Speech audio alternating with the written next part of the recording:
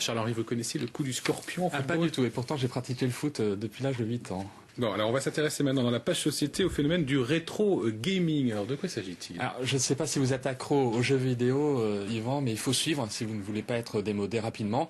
Les fabricants développent régulièrement une console de jeu nouvelle génération, toujours plus que la précédente, plus rapide, plus réaliste graphiquement, plus.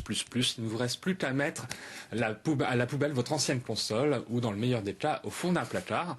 Pourtant, ils sont de plus en plus nombreux à ressortir de leur grenier les consoles qui ont bercé leur enfance avec des jeux comme Pac-Man ou Space Invader. À l'époque, on ne parlait pas de DVD ou de CD-ROM, mais de cartouches et de cassettes magnétiques. Il existe une association, mo5.com, qui ravive la mémoire de ces antiquités vidéoludiques. C'est un reportage de Willy Blouville et de Laurent Beaufils.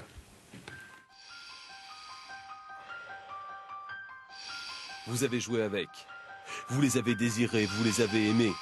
Pourtant, vous les avez abandonnés, alors ils reviennent vous hanter. Fin des années 70, les pantalons pas de dev disparaissent et les premiers jeux d'arcade apparaissent, une véritable révolution pour ados et grands enfants.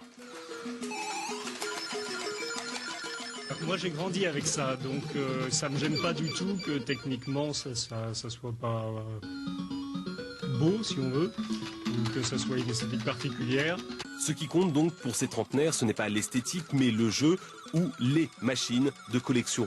Les premières consoles tout droit débarquées d'un autre monde. Je viens juste de ramener une Atari VCS 2600 de 1977. Donc c'est, on va dire, le premier grand succès commercial dans le monde des jeux vidéo. C'est une machine sortie par Atari qui s'est vendue un petit peu partout. Et je crois que le chiffre c'était 25 millions d'unités vendues, ce qui est absolument monstrueux pour l'époque. Donc j'ai pris ce petit joystick là, celui d'origine, l'Atari, je vais le connecter sur la 2600 parce que nous venons de pouvoir obtenir l'image de pole position dessus. Et nous allons faire une petite partie. Dans 5 secondes, le jeu démarre, et c'est le cas sur ces machines de 1977. Vous montez la console, vous branchez la cartouche, vous l'allumez, vous avez de suite le jeu qui commence. Vous n'allez pas avoir de vidéo d'introduction qui va vous expliquer c'est un gros mage qui arrive et il y a un démon à friter, etc. Ne dites surtout pas à Philippe et ses amis qu'ils sont des ados attardés, des nostalgiques de la génération Michael Jackson ou encore des ringards. Ces collectionneurs de matériel vintage, les rétro gamers, font fureur. Philippe a eu sa première console à Noël en 81, ça date un peu, mais il se rappelle encore aujourd'hui avec émotion ce jour magique. C'est une joie de retrouver 20 ans plus tard cet objet-là et dire ah mon Dieu, mais ce Super Cobra là, j'ai joué quand j'avais 12 ans, je l'avais cassé parce que j'étais vraiment un petit peu bête, un petit peu casse-cou, mais le reposséder maintenant en état de fonctionnement, c'est génial, je me régale. Mais le rétro gaming ne s'arrête pas là. Venez, je vous emmène dans le Starbird, découvrir la caverne d'Ali Baba. Alors là, effectivement, vous êtes dans la préhistoire de l'informatique. Donc vous avez ici une machine Hector. Donc vous avez une petite idée donc pour charger un programme de quelques kilooctets. Donc on utilisait des cassettes audio comme celle-ci. Donc ça mettait à peu près 10 minutes. Et quand on échouait, ou quand la machine plantait, s'arrêtait, il fallait recommencer pendant 10 minutes. Donc avant que la machine soit opérationnelle, on passait des fois plus de un quart d'heure, 20 minutes, une demi-heure, des fois plusieurs heures. Dans ces cartons dorment les premiers Atari, les premiers Amstrad, Hector, Apple et autres machines qui ont fait rêver toute une génération. Des ordinateurs que l'on croyait disparus à jamais, mais que l'association fait revivre. Il y a des gens qui veulent les remettre en marche tout de suite avec le jeu ou leur jeu favori ou leur c'est l'attitude la plus courante. Il y a des gens qui sont effectivement extrêmement émus, qui se mettent à pleurer ou à se rappeler les heures et les nuits qu'ils ont passées sur ces machines et puis ça les replonge dans toute une époque.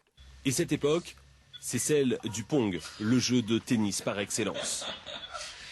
Philippe et David veulent aujourd'hui créer un musée de l'informatique et en attendant, ils testent les œuvres. Allez, je te pardonne. Florent Georges, quel est votre jeu préféré, vous, dans le rétro gaming? Alors moi j'ai beaucoup de jeux préférés effectivement, mais j'ai beaucoup de jeux auxquels je joue, mais mon jeu préféré ça reste le Tetris, je pense.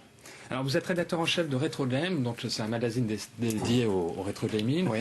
Et on peut lire l'avenir est dans le rétro. Moi j'arrive pas à comprendre, avec les technologies, les jeux sont très réalistes, oui. Pourquoi vous vous retournez vers ce type de jeu? En fait je crois que non seulement il y a de la nostalgie dans le mouvement rétro gaming, mais c'est surtout à mon avis une prise de conscience, une envie de reconnaissance. Les joueurs de jeux vidéo ont évolué, ils ont grandi. On a tous commencé à l'âge de 6, 7, 8, 9 ans. Bon, maintenant, on a tous entre 25, 30, 35 ans. Et il nous arrive encore de jouer. Donc, nous sommes des gens normaux, on a tous un travail. Simplement, on voudrait que les gens peut-être, s'aperçoivent que le jeu vidéo, c'est pas simplement un domaine pour les enfants, pour les demeurés, pour les attardés, pardon, Les attardés. les attardés, exactement. C'est vraiment une envie d'être connu en tant que joueur. Mais c'est pas vous, là, c'est pas vous un peu les attardés là, en jouant avec ces jeux qui sont quand même totalement dépassés. Enfin, pour les gamins, vous devez faire figure d'antiquité là. Oui, certes, mais disons que il existe pour le cinéma des cinéphiles qui aiment bien sûr de vieux films, qui soient en noir et blanc, qui soient même muets, etc. Donc pour les jeunes générations, effectivement, quand on regarde un film muet, ça fait vraiment ringard, c'est effectivement dépassé.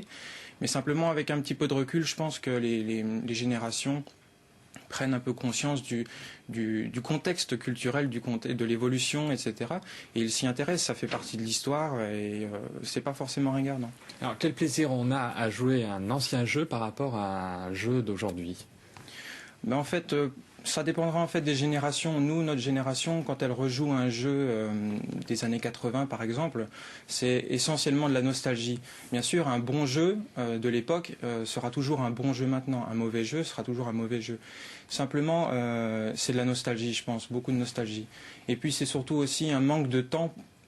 Les joueurs de rétro gaming manquent souvent de temps et de travail et ils souhaitent simplement prendre leur pied 5, 10, 15, 20 minutes sur des jeux qui ne demandent pas un investissement en temps. C'est-à-dire qu'on peut jouer moins longtemps sur un ancien jeu qu'aujourd'hui où on est forcé d'aller jusqu'au bout? Comment ça se passe? Oui, très souvent, par exemple, je prends le cas d'un jeu comme Tetris, par exemple, on peut y jouer 15-20 minutes comme ça sans se poser de questions, alors que la plupart des jeux actuels, bien sûr ça dépendra des genres, mais il faudra entre 10, 15, 20 heures pour en voir la fin, par exemple. Donc ça demande énormément de temps pour déjà comprendre le fonctionnement des touches, de la manette. Mais on les trouve où ces jeux? Parce qu'on a peut-être une vieille console dans un placard, mais les jeux on les a plus forcément, ou est-ce que ça doit être difficile? C'est pas forcément difficile, il y a plusieurs moyens. Le moyen le plus efficace, ça reste encore les vides-greniers par exemple, où là donc les familles vident les chambres des enfants et elles retrouvent des vieilles cassettes. Il y a un vrai marché autour de ça. Hein. Ah, il y a un véritable marché. Il y a une cote, il y a tout ça. Les codes sont malheureusement pas officiels, mais disons que les joueurs un petit peu habitués connaissent en fait la valeur de certains jeux. Et puis bon, c'est un média culturel aussi, donc en fonction des gens qui ont fabriqué ce jeu. Merci beaucoup, Florent. Alors, je rappelle que vous êtes le rédacteur en chef de Retro Games. Si vous êtes passionné par les anciens jeux, je vous l'offre, Yvan. Vous pouvez y trouver tout ce que vous voulez. C'est gentil. Merci, Charles-Henri. On va terminer avec du jazz et la figure emblématique